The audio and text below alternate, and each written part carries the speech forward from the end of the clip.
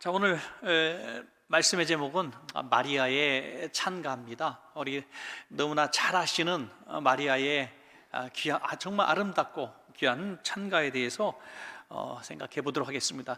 오늘 이 찬가의 내용을 가지고 연구하는 것이 아니라 오늘은 어떻게 마리아가 그렇게 찬양할 수 없는 상황 가운데서 진심을 다해서 영적인 찬양을 할 수 있었을까?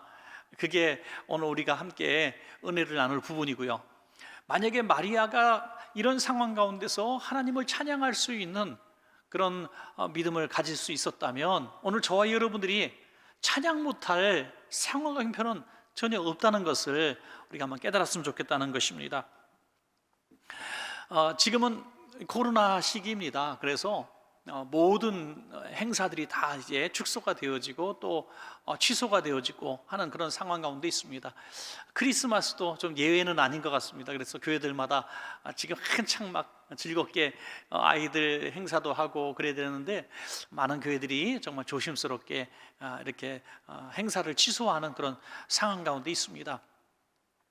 안 믿는 사람들은 그러면서도 이 크리스마스나 주일 모임 이런 모든 예배들까지 다 찾아봐서 그것이 이렇게 중요한가라고 얘기를 하죠. 우리가 세상 사람들이 크리스마스를 보내는 방법을 보면서 참 어떻게 보면은 분개하는 그런 상황도 있잖아요. 크리스마스니까 하면서 한 잔 마셔라 부어라, 크리스마스니까 하면서 즐기는 이런 모습들. 근데 우리가 흉볼 거는 정말 하나도 없다고 저는 생각합니다. 왜냐하면 모르기 때문에. 크리스마스가 무슨 날인지도 모르니까, 당연히 휴일이니까 자기들의 즐거움을 위해서 하는 것은 지극히 당연한 일입니다. 중요한 것은요, 우리 자신은 크리스마스에 대해서 잘 알고 있는 사람들인데 우리는 어떻게 지내고 있는가가 더 우리에게 중대한 질문이 되어야 된다는 것입니다. 우리는 크리스마스를 어떻게 보낼까?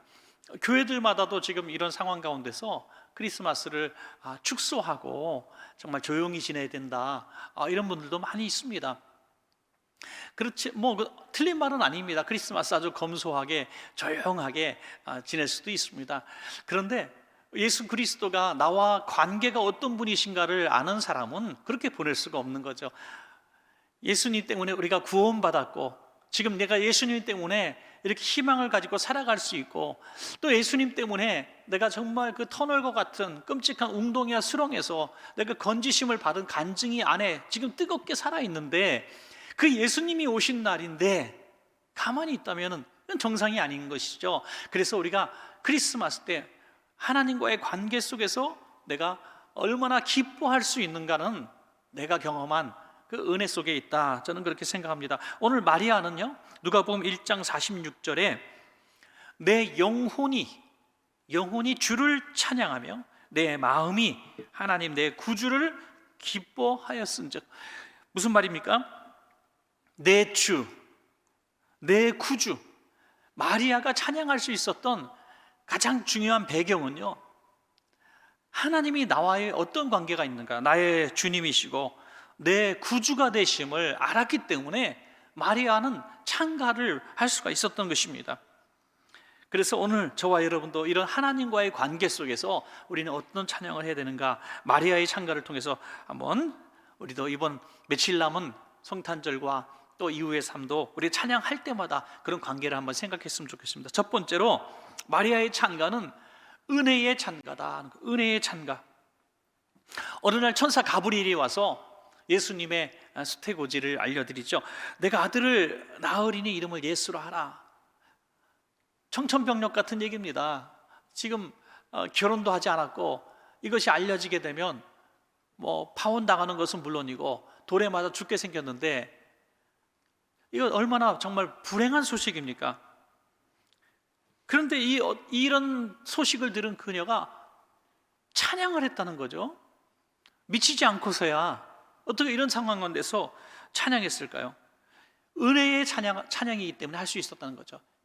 자기에게 예수 그리스도께서 잉태되신 것이 은혜라는 것을 깨닫는 순간 찬양이 나왔다는 겁니다. 은혜라는 것을 깨닫는 순간.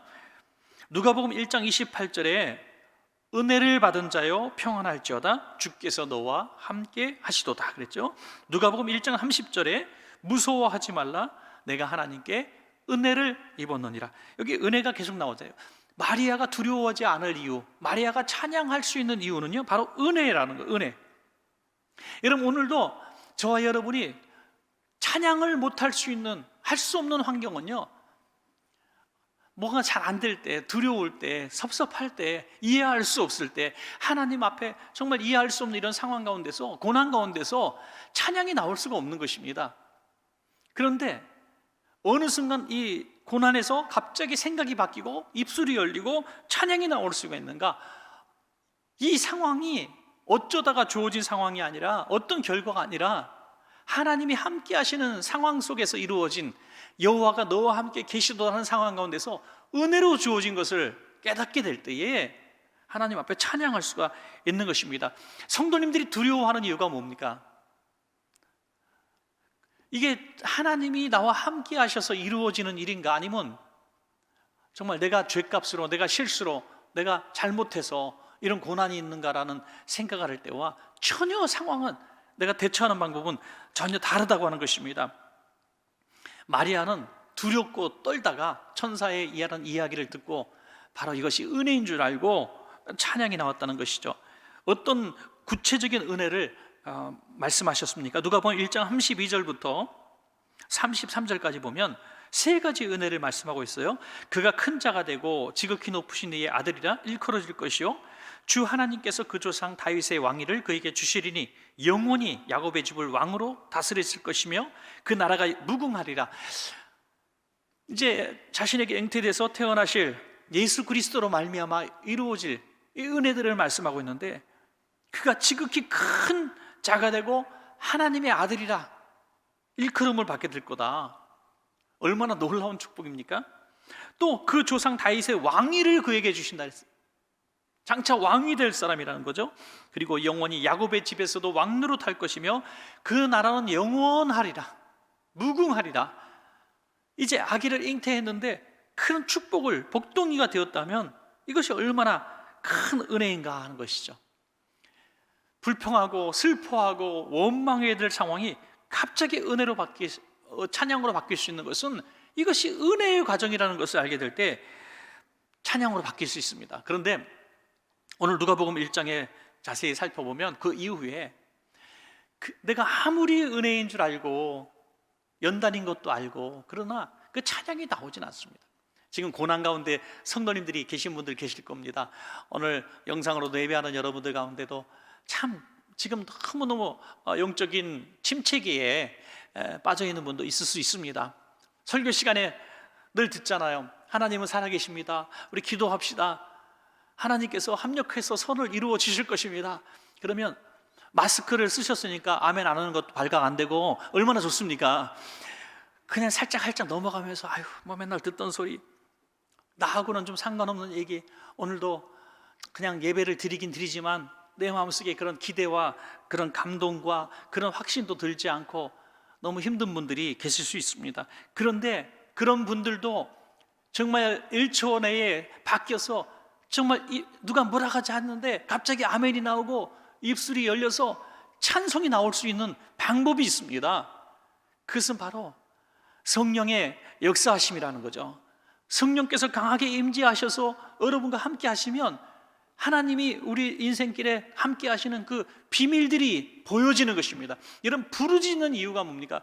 부르짖어 기도하면 하나님이 크고 놀라운 비밀을 우리에게 깨닫게 하시기 때문에 부르짖어 기도하라는 것이죠. 누가복음 1장 35절에 성령이 내게 임하시고 지극히 높으신 이의 능력이 너를 덮으시리니 그랬습니다. 넌 혼자가 아니야. 그냥 너는 아기를 낳는 데만 쓰려고 하는 그런 어떤 도구로 쓰임받는 사람이 아니야. 너에게 성령님이 임하시고 성령님이 너를 덮으셔서 정말 하나님의 사람으로 너를 만드는 거야 하는 거죠. 잉태된 아이를 위해서 내가 존재하는 사람인 것처럼 여겼는데 하나님이 내가 귀하다는 거죠. 여러분, 마리아가 그 주님의 음성에 너무 감동했을 것 같아요. 자신이 예수님을 낳기 위한 하나의 무슨 방편과 도구로만 여겨도 감사할 텐데 하나님은 지금 너를 사랑하신다는 거예요. 너를 귀히 여기신다는 것입니다. 그래서 성령님이 너에게 임해하시고 너와 함께 하시고 너를 복주시겠다는 것입니다. 거기서 마리아는 입술이 열려서 두려움이 떠나가고 찬송이 나온 것입니다. 사랑하는 여러분, 상황을 한편 보면은 찬송할 수 없다고 할지라도 하나님이 성도님을 사랑하신다는 것이 성령으로 깨달아지고 성령님이 앞으로도 함께 하시고 합력해서 선을 이루어 주실 것이 믿어짐으로 말미암아 이게 은혜가 되고 은혜로 깨닫는 순간 찬송이 나온다는 것입니다. 상황을 바꿔주시면 내가 찬양하겠습니다라는 조건이었다면 그래 취소, 다른 여자 찾아볼게. 마리아 너도 봐줄게. 다른 사람 찾아볼게 하면은 이게 은혜입니까? 아니라는, 그럼 찬양이 나오는가? 그거 아니라는 것이죠. 더 중요한 것은 하나님이 함께 하셔서 너를 사랑하시고 너를 통해서 일하시는 이런 모습이 은혜로 여겨질 때에 우리가 찬송이 나온다는 것입니다. 두 번째는요, 순종의 창가였다는 것이죠. 순종의 창가. 마리아는 아기를 잉태한 것이 자기 의지나 소원이 아닌 것을 너무나 잘 알고 있지 않습니까? 그냥 갑자기 천사가 나타나서 너 아기를 가졌어 라고 얘기하니까 찬송은커녕 원망과 불평이 입에 가득할 수밖에 없는 것입니다. 그런데 마리아가 금방 마음이 왜 바뀌었습니까? 누가복음 1장 38절에 보니까 마리아가 이르되 주의 여종이오니 말씀대로 내게 이루어지이다 라고 고백하고 있는 것입니다. 순종의 창가죠. 순종할 수 있으니까 여종을 주의 뜻대로 사용해 달라는 찬송이 나왔다는 것입니다. 여러분, 순종은 절대로 낭만적인 것이 아니고요, 순종은 또 억지로 하는 것도 아니고요, 순종은 하나님의 뜻에 내가 창조적으로 따르는 것입니다. 여러분, 이 부분을 제가 설교 준비하면서 하나 깨달은 부분을 나누고 싶었습니다.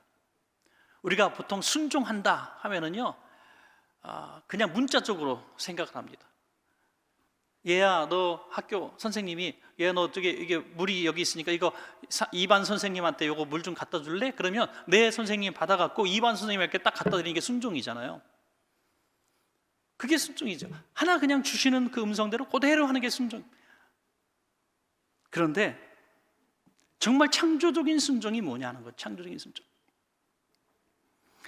영화의 한 장면인데요, 영화를 제가 보다가 물론 이제 집중해서 보지 않고 지나가다 살짝 본 영화인데, 그 영화의 한 장면에 보니까 여러분들 보셨을 거예요. 텔레비전에서 계속 하더라고요. 뭐 사막의 라이언이라는 이 영화인데 정말 재미있게 봤습니다. 그 영화 중에 보면 그 베두인족의 족장 그 리더가 이제 할아버지예요. 할아버지인데 이제 적의 공격을 받고 이 부대가 공격하다가 도망을 가는데 이 족장의 말이 이제 다쳐서 부상을 당해서 말에서 떨어집니다. 그래서 잡혀서 죽임을 당하게 생겼는데 한 젊은이가, 이스마엘이라고 하는 젊은이가 자기 말을 족장에 태워드리고 엉덩이를 쳐서 보내고 자기는 거기서 잡힙니다. 대신 잡힌 거예요. 그래서 모진 고문을 받아요. 그 장교가 와서, 이제 이태리군이죠. 이태리군의 장교가 와서 너무 이해가 안 가는 거예요. 너는 정규군도 아니고 그냥 청년인데, 너는 젊은이고 살 날이 창창한 젊은이고, 너희 그 지도자는 늙은이고 곧 죽을 사람인데 왜 그를 대신해서 내가 죽으려고 하느냐. 그때 이 젊은이가 했던 말이 참 감동적입니다. 이런 얘기를 했습니다. 저는 그분이 저 대신 사셔야만 한다고 생각했습니다. 저보다 그분이 사셔야 된다고 생각했습니다. 아주 단순한, 나이나 미래나 이런 거 보지 않고 그분이 그냥 나보다 더 중요한 분입니다. 그래서 그분이 사셔야 되기 때문에 제가 희생하는 겁니다. 그리고 바로 끌려나가서 다음날 교수용으로 사용을 당하죠. 순종하라고 시킨 적이 없습니다. 너 내 대신 내가 말에 떨어지면 너가 너 말을 나에게 주고 나를 살리고 너는 죽어. 너 할 수 있겠니? 이게 아니잖아요. 그런데 이 젊은이는 창조적인 순종을 한 거예요. 이 사람을 살리기 위해서 방법론은 자신이 생각을 해놓은 것이죠. 여러분, 하나님께서 우리에게 어떤 일을 어떻게 하기를 원하시고 어떤 삶을 살기를 원하시는 것은 우리가 너무나 잘 알고 있습니다.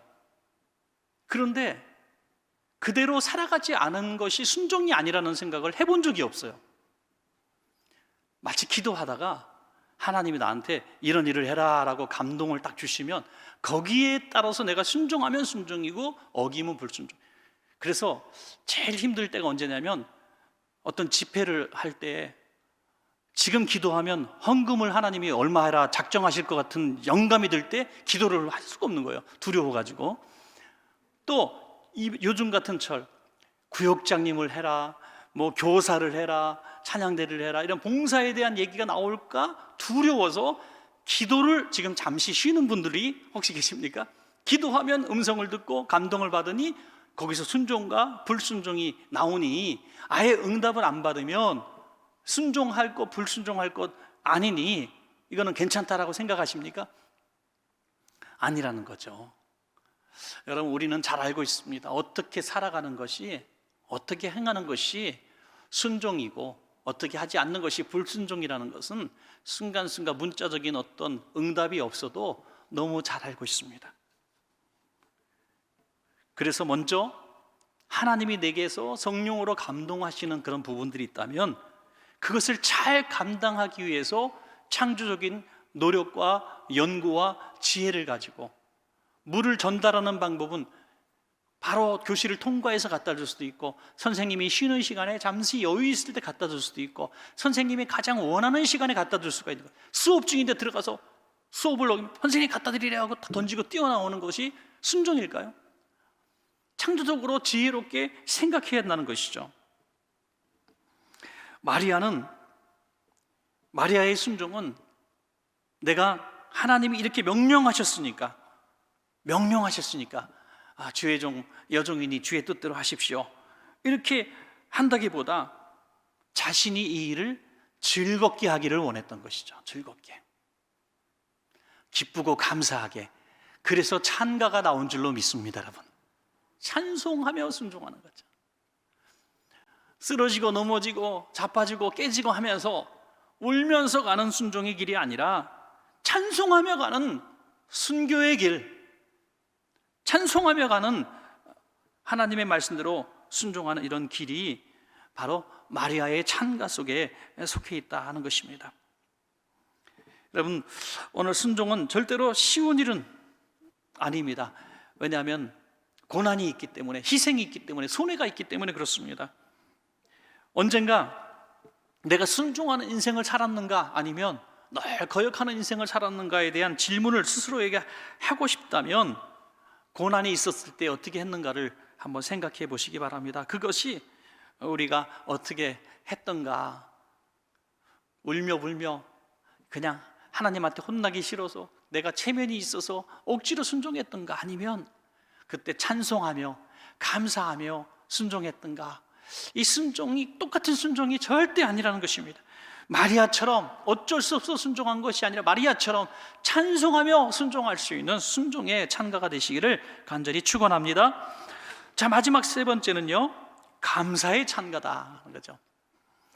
여러분, 마리아의 찬가는 굉장히 점진적인, 더 깊이 들어가는 영의 아주 깊이 속에 들어가는 찬가의 수준을 보여주고 있습니다. 첫 번째는 너무나 두렵고 떨리고 거절하고 싶고 이해할 수 없는 상황이었지만 이 상황을 알게 되었을 때, 이 비밀을 알게 되었을 때 이 은혜로 알게 되죠. 은혜로 알게 되고 깨닫게 되니 이걸 받아들이게 되는 것입니다. 그냥 하나님의 은혜구나. 그러다가 이제는 순종하게 되죠. 그래, 내가 이거 하나님의 은혜의 축복의 기회인데 내가 거절할 것이 아니라 내가 순종해야지 하면서, 그것도 기쁘게 순종해야지 하면서 찬송하며 순종합니다. 마지막 세 번째는요, 더 나아가서 감사가 되는 거예요. 이런 감사가 뭡니까? 내게 굉장히 좋은 것을 주었을 때 감사합니다 하는 거죠. 감사. 예. 그래서 과일을 과일 중에서 저는요, 사과보다는 감이 더 나은 것 같아요. 사과는 사과할 때 주고 감은 감사할 때 준다고 치면 감을 훨씬 더 좋아할 것 같습니다. 여러분, 우리 그리스도인은 계속해서 감사가 있어야 되는데, 이 감사의 수준까지 나가기 위해서 이런 점진적인 단계를 거쳐야 진정한 감사가 나온다는 것입니다. 그냥 그리스도인이면서도 불구하고 아주 초보적인 감사의 수준을 하려고 하는 사람들은 받았을 때만 감사하게 되고 이루어졌을 때만 감사하게 되죠. 응답이 없을 때에도, 이루어지지 않았을 때에도, 거절당했을 때에도 감사가 나올 수 있는 수준이 된다면 바로 이 마리아의 찬가, 감사의 찬가의 수준까지 나아갈 수가 있다는 것입니다. 누가복음 2장 34절부터 35절까지 보면 도무지 감사할 수 없는 미래에 대해서 시므온이 예언합니다. 시므온이 그들에게 축복하고 그의 어머니 마리아에게 말하여 이르되, 보라, 이는 이스라엘 중 많은 사람을 패하거나 흥하게 하며 비방을 받는 표적이 되기 위하여 세움을 받았고 또 칼이 내 마음을 찌르듯 하리니 이는 여러 사람의 마음의 생각을 드러내려 함이니라 하더라. 이 얘기 들었을 때 얼마나 마음이 아팠을까. 칼이 내 마음을 찌르듯 하리라. 자식을 길러보면 다 아는 얘기 아닙니까, 여러분?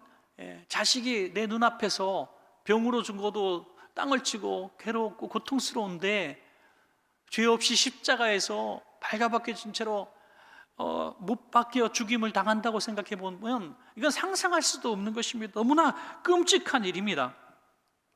이런 예언을 다 받았음에도 불구하고 마리아는 감사의 찬가를 할 수 있었다는 것이죠.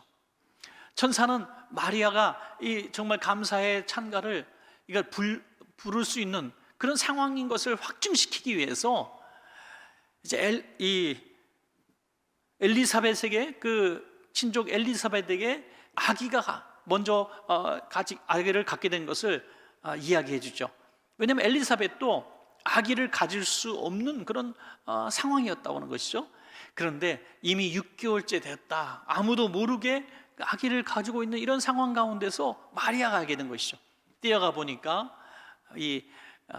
그 안에 세례 요한이 뱃속에서부터 막 반기고 뛰노는 이런 모습을 통해서 과연 지금 천사가 예언한 그것이 사실이다 하는 것을 확증시켜 주시는 거죠. 어떤 사건 하나를 보여주시면서 정말 하나님이 마리아에게 주신 이 예언이 확실한 예언이라는 것을 하나의 증거로 보여주신 것입니다. 누가복음 1장 41절부터 42절까지 엘리사벳이 마리아가 문안함을 들으매 아이가 복중에서 뛰노는지라. 엘리사벳이 성령의 충만함을 받아 큰 소리로 불러 이르되, 여자 중에 내가 복이 있으며 내 태중의 아이도 복이 있도다. 아멘.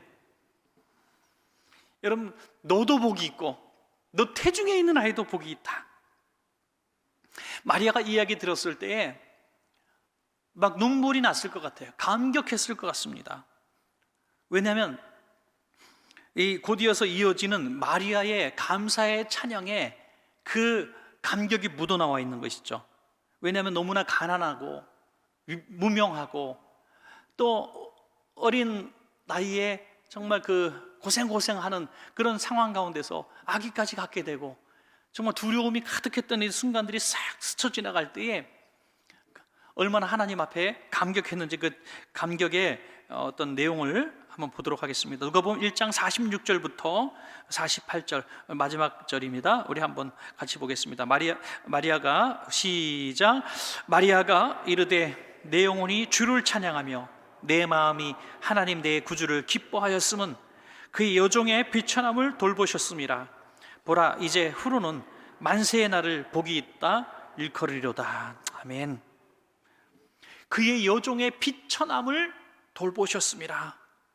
나는 비천한 사람입니다. 나는 정말 아무 희망도 없는 사람입니다. 마리아가 자신의 삶의 어떤 그런 여정이 어떤지 조금 비춰준 것 같아요. 그 당시에 뭐 부자가 어디 있었겠고 뭐 명문가도 아니고 무슨 희망이 그다지 많았겠습니까? 그런데 갑자기 뭐 아기가 생겼다 그러지, 파혼당하게 생겼지, 돌 맞아 죽게 생겼지, 집안의 망신이고 지금 너무너무 두렵고 떨리는 순간이 있었는데 싹 스쳐 지나가는 거예요. 하나님이 나같이 천한 것을 이렇게 귀한 일에 나를 부르셨구나 하면서 하나님 앞에 나온 것이 바로 감사라는 것. 감사, 쓰임 받는 것이 너무나 감사하다는 것입니다. 정말 큰 복이 뭔가 가만히 생각해 보니까요, 진짜 우리 성도님들이 받아야 될 큰 복 중에 복은 우리만 잘 되는 것도 아니고 우리 자손만 잘 되는 것도 아니라 당대와 후대가 이어지는 복을 받아야 될 줄로 믿습니다, 여러분. 그래야 진짜 복이에요. 우리 성도님에게 제가 축복 기도를 한다고 합시다. 김 집사님, 내가 축복 기도할게요. 하나님이 오늘 말씀하신 김 집사님 사업도 잘 되고 건강하고 앞으로 정말 평통한 일이 막 벌어질 것 같습니다. 너무 하나님이 부실 축복이 큽니다. 근데 아들 놈은 안 될 것 같아요. 이 아들 놈은 망나니로 살다가 교도소에서 한 20년 살 것 같은데 자꾸 그런 마음이 드는데 이걸 얘기를 할까 말까 기도 중에 자꾸 생각합니다. 뭐 할 거 다 얘기하면서 그렇게 얘기한다고 합시다. 이게 무슨 복이 되겠느냐, 무슨 즐거움이 되겠느냐는 거죠. 오늘 마리아가 감사할 수 있는 이런 말씀은 하나님께서 너를 복을 주시고 내가 세상에서 가장 복 있는 여인이 됐고 너에게서 태어날 예수 그리스도가 어떠한 복을 받는 사람인지, 하나님의 어떤 아들로서 그의 나라가 영원할 것인지를 얘기할 때 큰 복이 임했다는 겁니다. 사랑하는 우리 원천가족 여러분, 오늘 예배드리신 여러분들도 당대의 복을 받지만 여러분들의 후대가, 여러분들의 자녀들이, 여러분들의 정말 하나님께서 복을 주셔서 여러분의 면류관 같은 자식들이 되어야 될 줄로 믿습니다. 그래야 내가 이 찬양을 할 수 있는 거예요. 하나님, 나의 비천함을 돌아보셨습니다. 당대에 정말 가난하고 공부도 못하고 정말 무시를 당하고 너무너무 힘겹게 살았지만 자식들 잘 신앙교육시키고 잘 교육시켜서 어떤 좋은 어떤 직장과 직업 꼭 그렇게 얘기하는 건 아니겠지만 어쨌든 자신보다 훨씬 더 나은 삶을 살게 될 때 부모는 너무 자식이 자랑스러운 거죠. 제가 한번 택시를 타고 갔는데 정말 택시 타고 여기서 서울역까지 가는 그 시간이 한 2시간은 된 것 같아요. 제 느낌에. 묻지도 않았는데 처음부터 입을 열어서 자기 자식이 어느 학교를 다니고 어디를, 큰딸은 어디를 졸업하고 어느 직장을 다니고 다 여기서 오라고 저기서 오라고, 지난주에는 얼마를 또 자기한테 보냈고 얼마나 자식을 자랑하는데, 여러분들 제가 들어주면서 정말 자식들 잘 교육시켰네. 그러면 이제 여기서 또 나오는 거예요. 나는 자식 교육시킨 것도 없습니다. 나는 배운 거, 나는 일자 무식이고 공부도 안 좋아. 초등학교도 저는 제대로 못 나왔고, 또 시작하는 거예요. 야, 진짜 서울역이 그렇게 먼지 진짜 몰랐습니다. 그분은 자신의 인생은 너무너무 힘들었지만 자기 자식을 인하여 지금 너무너무 감격하고 행복하게 지 고난의 그 운전을 하고 있더라 이거예요. 얼마나 그 모습이 사실 또 멋져 보이는지 모르겠습니다. 여러분, 우리가 마리아처럼 하나님께서 우리에게 주신 이런 일들에 대해서 감사하고 감사 신앙을 자녀들에게 물려주고 우리가 그 신앙의 명문가를 만들어갈 때에 우리 당대보다 우리 후대가, 우리가 더 하나님 앞에 자랑스러워할 우리 여러분들의 면류관이 되고, 또 진정한 이 감사의 찬가를 언젠가 여러분들이 자식들을 한 사람 한 사람 생각하면서 하나님 앞에 감격의 찬양을 부를 수 있는 그날이 올 줄로 믿습니다. 여러분, 말씀을 맺겠습니다. 오늘 우리는 감사할 수 있는 이유가 3가지가 있습니다. 우리 주어진 모든 일들이 하나님의 은혜로 주어진 것이 깨달아질 때 의문과 슬픔이 변하여 두려움이 변하여 찬송이 나올 수 있고요, 순종도 억지로 하는 순종이 아니라 우리가 깊이 생각해서 이것이 하나님의 뜻이겠구나라고 자원해서 나아갈 때에 찬송이 나올 수가 있고요, 또 비천한 날을 들어서 나와 후대에 이어지는 복을 계획하신 것을 알았을 때에 지금 이 고난 가운데서도 의미 있게 감사할 수가 있다는 것입니다. 오늘 이런 마리아의 찬송이 있기를 간절히 축원합니다.